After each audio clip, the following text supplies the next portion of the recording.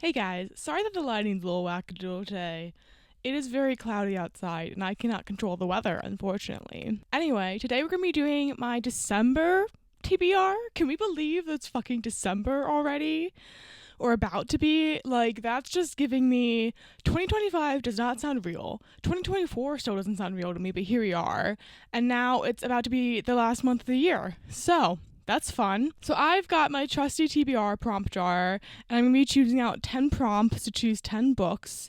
And this month I've done something a little different where all the prompts from last month I've left out, so I will not be getting the same prompts.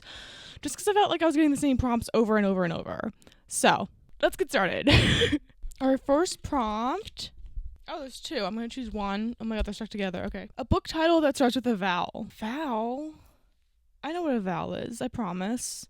Okay, I need to look. I need to do a little bit of looking. Ooh, okay. Okay, turns out I don't have to do that much looking because I already found the book that I want to read. And that is A Haunting on the Hill by Elizabeth Hand.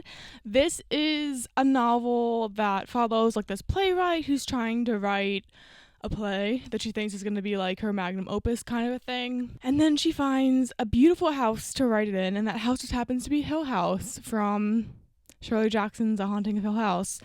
And this book was like authorized to use Hill House by Shirley Jackson's estate. So I'm just really interested to see what their take on it is. Their rating on Goodreads isn't magnificent, to be honest.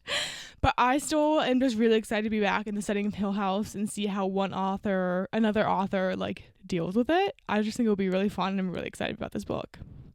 So that's number one. And I will say that prompt was hard for a second because I was looking at books I wanted to read and they all started with a consonant. So I'm glad that I finally found a vowel. Okay, so prompt 2, shake the jar for good luck. Oh no. Oh no. A book you DNF'd. Shit. Okay, I can do this.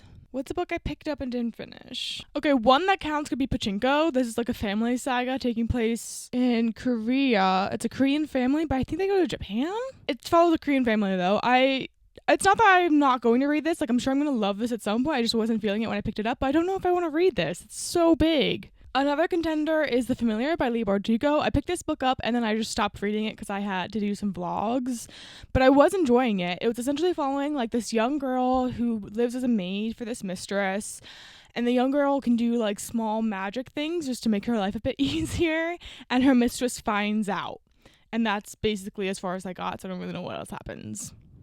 So this is a definite contender. I just don't really quite know if I want to pick it up. And the other book that's a serious contender is The Warmth of Their Sons, The Epic Story of America's Great Migration by Isabel Wilkerson. This is a nonfiction book about America's Great Migration, which if you don't know is essentially like, what time period was it? From 1915 to 1970, there was kind of like a mass exodus of black people from the South to the North and West. And that's what this book is about. Technically, this isn't a DNF because I had to read it for a class, but she just didn't make us read all of it, so I never read the whole thing. And I think at one point I did pick it up to try to read the whole thing, and I didn't. So it's between these two, really. Let me get both of them. Here we go. I can hold them like this. So, Leigh Bardugo, that's like a fantasy, which would be fun. And The Warmth of Their Sons, I've also really been wanting to read recently, though. Like, I remember really liking the parts of it that I read for class. So I kind of want to put both of these on the TBR, if I'm being honest. But if I'm just choosing one, maybe I'll just choose Leigh Bardugo right now. Just because, who knows, like maybe I'll need to pick another nonfiction. And I can still read The Warmth of Their Sons as my nonfiction for the month if I really want to. So we're going with Leigh Bardugo's The Familiar. But The Warmth of the Sons will still be a contender if I fill out another prompt for it. Okay, number 3. This one's fun. A book you think will rate 5 stars. What books do I think I will rate 5 stars? First one that comes to mind, and I'm looking at my recent haul here just because I want to read them the most. So a lot of these are going to be from that. First one that comes to mind is Fyodor Dostoevsky's White Nights. This is a little cloth-bound classic, and it's so cute. Can you see it? Can you see it? The lighting's terrible. Anyway, from what I know, this is a story of like unrequited love, or just like a very sad love story. And people say that, like, the quotes in here will just, like, rip your heart out. And I kind of want that. So this is a contender. I'm having a hard time, honestly, like finding stuff.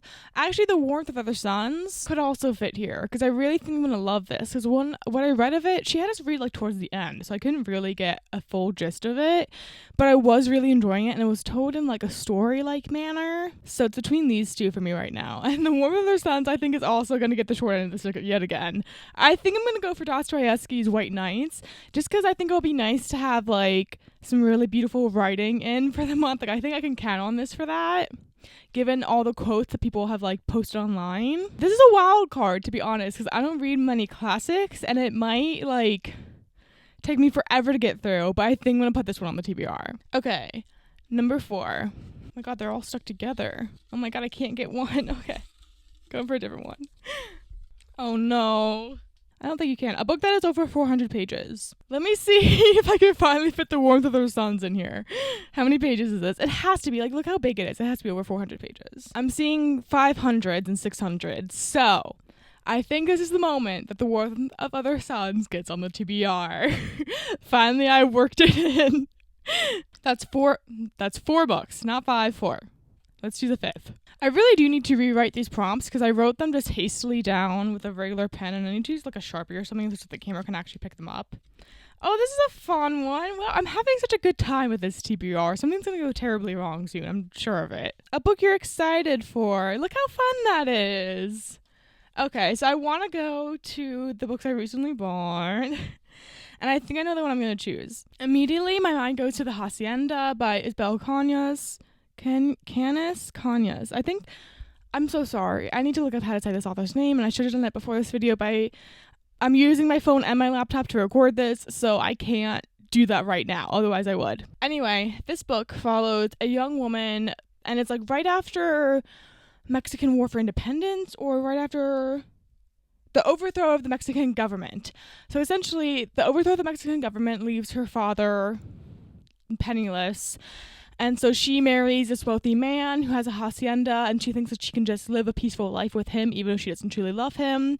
But when she gets to the hacienda, she finds that things aren't quite as they seemed, and she seems to think the hacienda is like either haunted or if it's just not the peaceful place she originally thought it would be.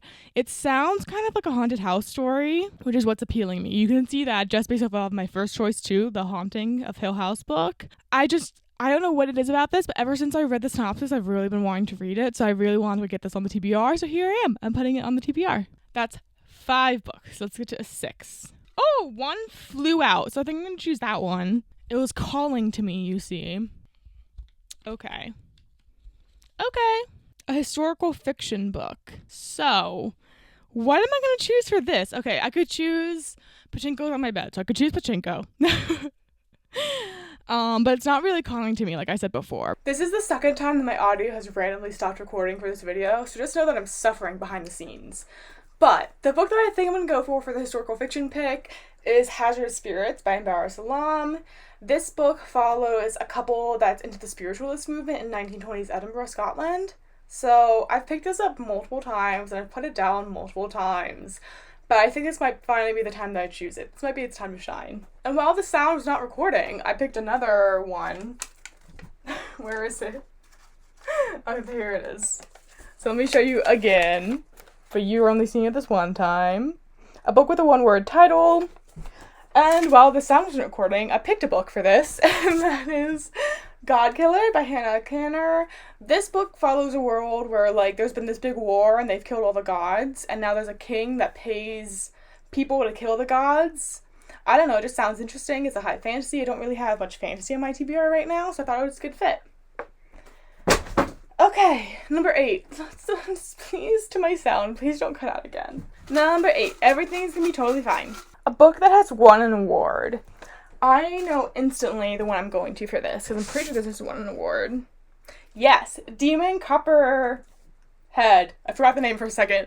By Barbara Kingsolver. This has won the Pulitzer Prize, and I really want to read it. This is a story about about like Appalachia and addiction, and that's all I know, but I know that people have been raving about this book, so I really want to pick it up, so this is my choice. Number 9. I'm trying to race through this so that my audio doesn't have a chance to disconnect again, because if it does, I will cry and I won't finish this video. I've gotten this one before and I'm never quite sure like what qualifies when the time comes. A literary fiction book. Okay, let's see. I think I know the one I'm gonna go with. Pure Color by Sheila Heti. I know nothing about this book except that it's really, really, really weird, and I've tried reading the synopsis before and it made no sense, and that's kind of what's appealing to me right now. Like, I want a weird book because all the books on my TBR aren't very weird right now, and I love a good weird book, so I'm gonna add this one. Okay, so time for the last one, and then everything's gonna be fine, as I keep repeating to myself in hopes that nothing disconnects again. Oh, this is a fun one. Okay. A book with green on the cover. Okay, so where are my green books at? Where are you? Okay, so instantly I'm seeing Adult Drama by Natalie Beach. This is a series of essays. This is the girl that was involved with Caroline Calloway, was like best friends with her, and then wrote that essay about her in The Cut. And I loved that essay in The Cut, so I am kind of wanting to read this. But let me find another green book, so it's not just only one option instantly. Another very good option is The Testaments by Margaret Atwood. This is a sequel to The Handmaid's Tale, and now that I'm talking about it, I'm going to choose this one. I'm going to choose this one because I've had this for a while and I haven't picked it up, and I really want to see what she does in relation to The Handmaid's Tale, like how she carries on with that story. So I'm going to choose this one. So there you go, guys. Those are the 10 books I have chosen for my TBR for December. Let me know if you've read any of these books down below, and yeah, I'll see you soon with another video. Goodbye!